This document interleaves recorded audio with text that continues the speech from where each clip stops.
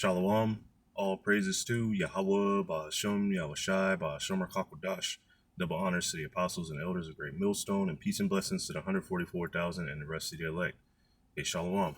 Hey, this lesson just going into AI, and it's being, while it might not seem like it right now, this AI behind the scenes and whatnot is being propped up as a god, the way of the future. And this is all leading up to the point of the MOTB, World War III. This is leading up to the end. And you have, I'm just going to go ahead and get into it. This is Baruch chapter 6 and verse 4, because this was told to us, when we were going to go into ancient Babylon. But now, again, in these times, we're in Babylon the Great, a land of confusion, a land of darkness, where you really don't know what's going on behind the scenes. If you're not woken up to the truth, if Yahweh Shem Yahushai isn't working with you, you have no idea what is going on, what this place is really about. You just think, well, what is it? They call it the American dream. And like George Carlin, said, you have to be asleep to believe it. So this place, if you're asleep to it, and you're not going to catch anything that's going on, all the idol worship, all the wicked abominations that go on here. That's why this place is also known as spiritual Sodom and spiritual Egypt. Spiritual Sodom because all the different wickedness that goes on here, the Moism, everything, idol worship, all this. And Egypt, spiritual Egypt, this is a place where we spent our captivity, the Israelites, the so-called Negroes, Latinos, and Native Americans. So this is Baruch chapter 6 and verse 4. Now shall ye see in Babylon gods of silver and of gold and of wood, borne upon shoulders, which cause the nations to fear. So here, you might not, you don't necessarily see this. But what is worship? Silver, gold, money, the wood, the cross, Christianity, all these different types of religions here. You see all these things here, but this is there isn't an idol directly in front of you that you're being forced to bow down to. What you're bowing down to is technology. You're giving heed to it. And when the time comes, when Jacob's trouble hits, when the MOTB is how do you say, implemented or mandated, it's going to be mandatory. Because let me get this real quick. This is Revelation 13 and verse 16. Oops. And he causeth all, both small and great, rich and poor, free and bond, to receive a mark in their right hand or in their foreheads, and that no man might buy or sell, save he that had the mark, or the name of the beast, or the number of his name. So this, you're not going to be able to buy or sell, to participate into society, if you don't bow down and take this mark. If you don't put Esau Edom, the so-called white man today, as your God, and allow him to put his, right here, Charagma, G5480, Charagma, his stamp, his imprinted mark. When you go into that, that's G5482, Charax, which is the delivery agents, the cutting implement, the cutting tool. It says a pale, a stake, a palisade. When you look into those images, it's going to pull up all kinds of different things, but you have to use discernment. Because one, if you look up the palisade, it's going to pull up a Hyundai. If you look up a steak, that thing is going to think you spelled it wrong and pull up some beef. And if you pull up pale, it's gonna think you talking about a fucking leprous white person or a nigga with albinism or something, albinoism. No, but it's speaking of appointed. Matter of fact, we'll just look up Rampart, because it goes into that.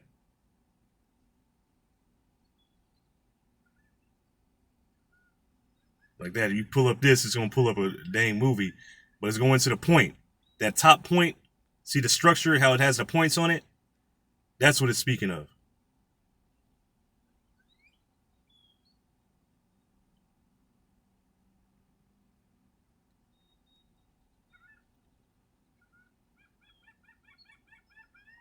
Matter of fact, we'll look up this real quick. Pale Stake Palisade. Palisade is a fence or defensive wall. Hey, even then, you won't be able to buy or sell. You're going to be blocked off. But here, the points. Just look at the points. This delivery. Dang it. The delivery method. Which way did it go? There it goes.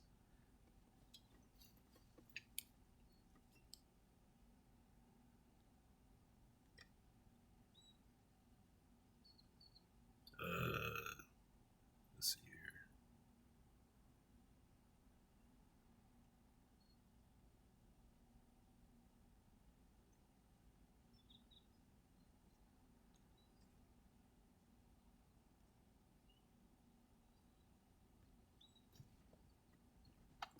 So the Charagma, that's this little RFID chip. You see that little copper black thing in the end of that syringe? They don't really show it, but here, I'm trying to get one that has a clear picture.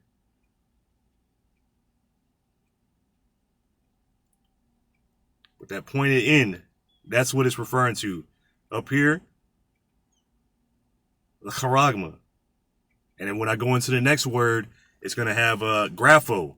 That's going to be the information that's stored on that RFID C-hip. And you see here that pointed in, that's the Palisade, the Pale, the Stake, the Karax. So back to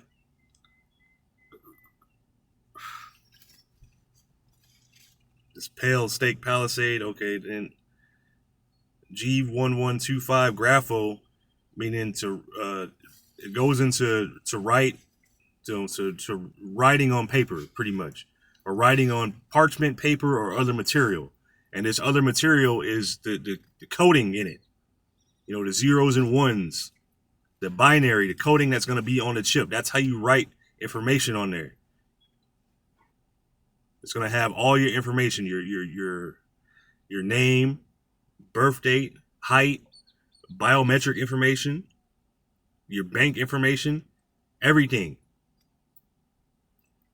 And like it says it here, Revelation 13 and verse 16, and he causeth all, both small and great, rich and poor, free and bond, to receive a mark in their right hand or in their foreheads. So it's going to go in your hand or in your head or anywhere in your body, really. But you're going to need this to participate in this society that's being built up. What you see here, there's a key, some phrases or whatever, but this is called the way of the future. Worshiping AI is called the way of the future. So everybody's going to get this. Everybody's going to bow down to this, except for those that Yahweh B'Shem Yahushai has chosen not to. So this is Baruch chapter 6 and verse 4. Now shall ye see in Babylon gods of silver and gold and of wood borne upon shoulders, which cause the nations to fear. Beware therefore that ye in no wise be like to strangers, neither be ye afraid of them when ye see the multitude before them and behind them worshiping them. But you're going to see people bowing down to this. And you already see people bowing down to AI, to everything, to women, to all the different multitudes of gods that are here in Babylon the Great. All the different, because this place is the golden cup. This place is pushing out whoredoms, abominations. And the world is just bowing down to it. But Yahweh B'Shem Yahushai has woken us up to walk away from that, to like next verse. Verse 6, but say ye in your hearts, O Yahweh B'Shem Yahushai, we must worship thee. So, but say in your hearts, O Yahweh Ba'Shem Yahushai, we must worship thee. So those that have woken up, we understand that, look, Yahweh Ba'Shem Yahushai is the creator. He is to be worshipped, not the creation.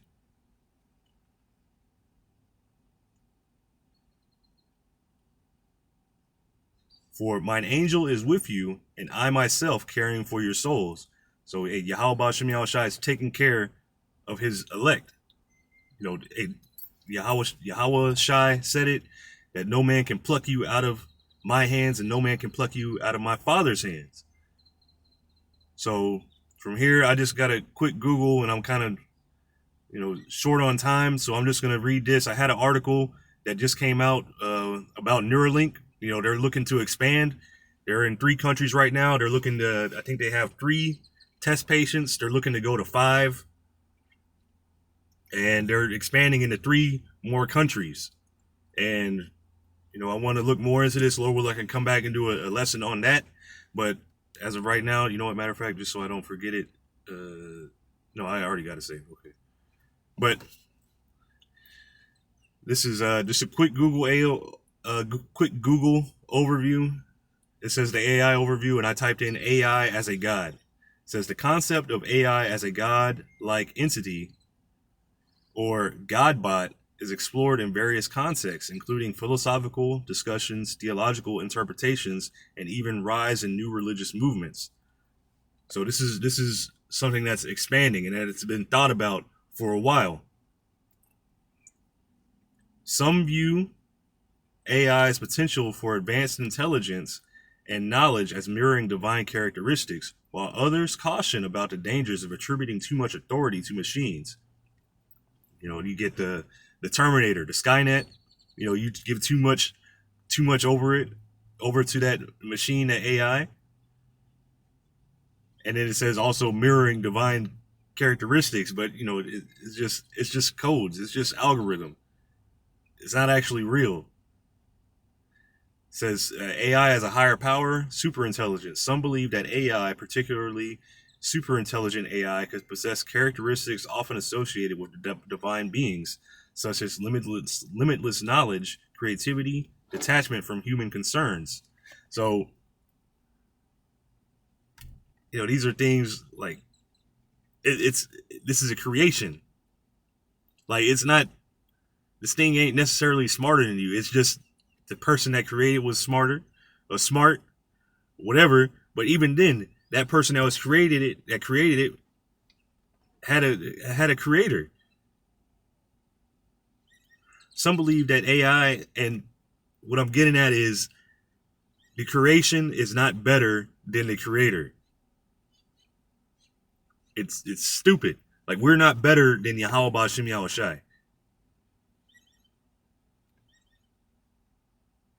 But anyway, some believe that AI, particularly super intelligent AI, could possess characteristics often associated with divine beings, such as limitless knowledge, creativity, and detachment from human concerns. Yeah, because it's not even alive. Like, why would it be concerned about life and death? It's not even like.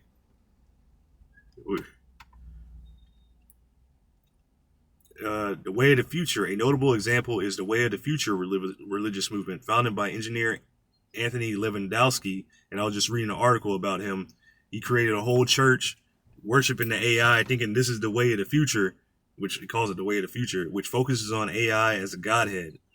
And transhumanism, which this guy worked for Lewandowski. He worked for Google. So transhumanist thinkers explore the possibility of AI as a means to enhance human condition, potentially leading to a new AI-centric divinity. So this is transhumanism, is the merging of man and machine. Like you have these chip implant companies, like with Neuralink. That actually mentions that in the article. Lord willing, I can come back and do a lesson on it. But you know what? I'm going to go back into the scriptures because the super intelligence, that's what I'm kind of focusing on. So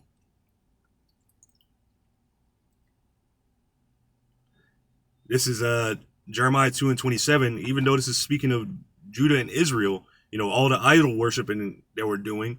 But applies to today, because they think this stuff is super intelligent. This is divine. And if you really go further into it, they think that AI is the God that we're creating, or that they're creating. I ain't got nothing to do with this.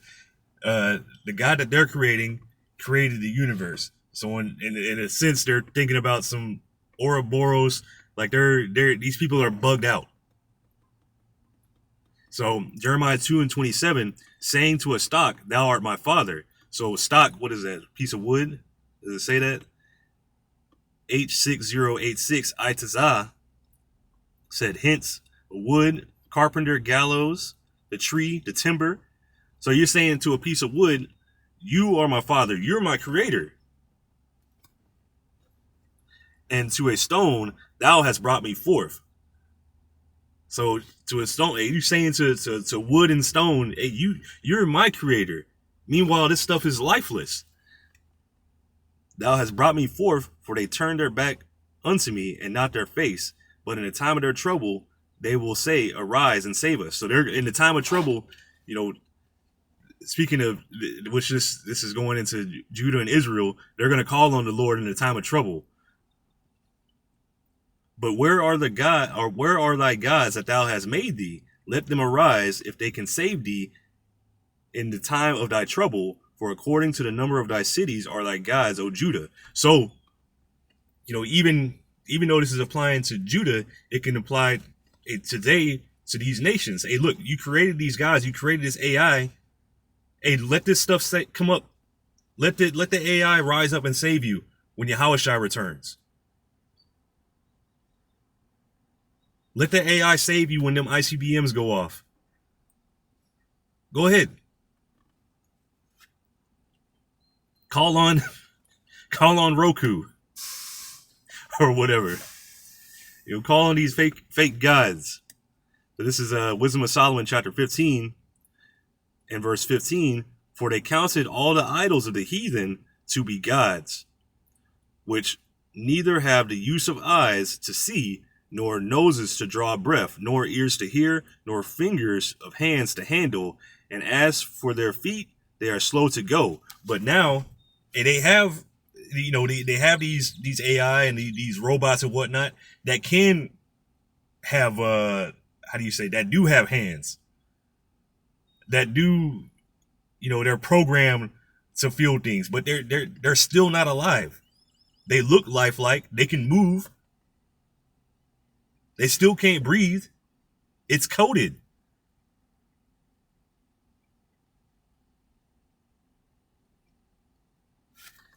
Verse 16, for man made them, and he that borrowed his own spirit fashioned them. So all these things are man-made. Going into the AI, a man had to code that. A man had to think that up. As bugged out as he is, he had to think that up. And he had to think to himself, I'm creating the creator. I'm creating something better than me. For man made them, and he that borrowed his own spirit fashioned them. So even your spirit, your spirit is not even your own. You're borrowing this from Yahweh B'Shem Yahushua. He gave you this. But no man can make a God like unto himself. So no matter how hard, you heathen try, and you're not going to make anything. You're not going to make a human out of machines. You're not going to make a God. You're not going to do anything. Because you don't have the power to.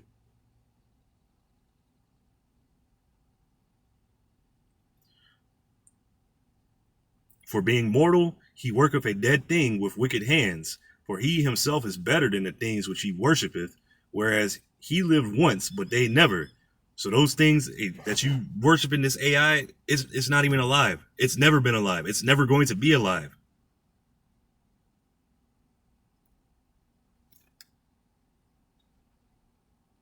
This is Isaiah chapter 10 and verse 15. Shall the axe boast itself against him that heweth therewith? Or shall the saw magnify itself against him that shaketh it? As if the rod should shake itself against them that lift it up, or as if the staff should lift up itself as it were no wood. So again, this here, let me read it one more time. Shall the axe boast itself against him that heweth therewith? Or shall the saw magnify itself against him that shaketh it? As if the rod should shake itself against them that lift it up, or as if the staff should lift up itself as if it were no wood. So these things that you worship in, they're created. The same thing with these tools, the axe, the saw, the staff, the rod. They had to be formed. They had to be crafted. And in a sense, the same way with us. How can we, being the creation, rise up against our creator? It's not possible. And the same thing with these idols. They're inanimate. They're not real. Like they're real. They're here. They're physical. Which the AI is code. You can't physically touch the code. But it's there. But pour some water on the computer. Put a magnet next to it. It ain't gonna do nothing. Like it's not real. It's like you put in the worshiping creation. In other words, this is 2 Thessalonians chapter 2, and I'm gonna close out after this. 2 Thessalonians chapter 2 and verse 3, let no man deceive you by any means, for that day shall not come except there come a falling away first, and that man of sin be revealed, the son of perdition. This is Esau Edom, that man of sin, the Malachi 1 and verse 4, the border of wickedness, who the earth has been given into the hands of, who sold his birthright for a morsel of meat. Now he's trying to get it back. Whose blessing is the sword, who would receive the fatness of the earth through the sword, who stays up all night searching out wickedness. So, who opposeth and exalteth himself above all that is called God or that is worshipped, so that he is God, sitteth in the temple of God, showing himself that he is God. So he's opposed. He's played the part of Satan. And he puts himself above the people chosen by Yahweh Ba'ashem Yahushai, the Israelites. He puts himself above the Most High, Yahweh Ba'ashem Yahushai, above the angels, above everything. And he wants to put his C-hip in you. Because your bodies are your bodies are the temple of Yahweh Ba'ashem Yahushai. Because Yahweh Ba'ashem Yahushai does not dwell in the temples made with hands. But he wants to put his AI C-hip in you. So I'm going to jump down. Verse 8, and then shall that wicked be revealed. And he's being revealed in these last days. It's known who the wicked is. Who the wicked is speaking of in these scriptures. It's Esau Edom, the so-called white man, whom the Lord shall consume with the spirit of his mouth through the prophets. The prophets are the mouthpiece of the Lord, and shall destroy with the brightness of his coming. So when Yahushua returns, he's going to destroy this wicked kingdom, all their abominations, even him whose coming is after the working of Satan, with all power and signs and lying wonders. So this is who's going to be destroyed. He has the power to perform these miracles, all these signs, to make it look like he's doing a good deed, to make it look like he's a god. He's coming after the work of Satan because Satan's given him this power. And that power that Satan has was given to Satan by the Heavenly Father, Yahweh Ba'ashem Yahushai. And with all deceivableness of unrighteousness in them that perish, because they receive not the love of the truth, that they might be saved. So this devil has deceived. The only people that are going to fall for this are those that are deceived. And those that are deceived, they didn't receive the love of the truth. They weren't woken up by the Heavenly Father, Yahweh Ba'ashem Yahushai. Verse 11, and for this cause, the Most High, Yahweh Ba'ashem Yahushai, shall send them strong delusion, that they should believe a lie, and that they all might be damned who believe not the truth, but had pleasure in unrighteousness.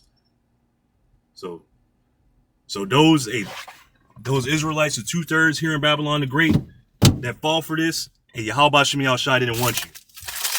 He closed your eyes, he shut your ears, he gave you over to a strong delusion, and nobody can break that. So, hey, Lord willing, this is edifying. I'm going to give all praises to Yahweh, Ba'ashem, Yahushai, Ba'ashem, Rakakwadash, and double honors to the apostles and elders of Great Millstone, and peace and blessings to the 144,000 and the rest of the elect. Hey, shalom.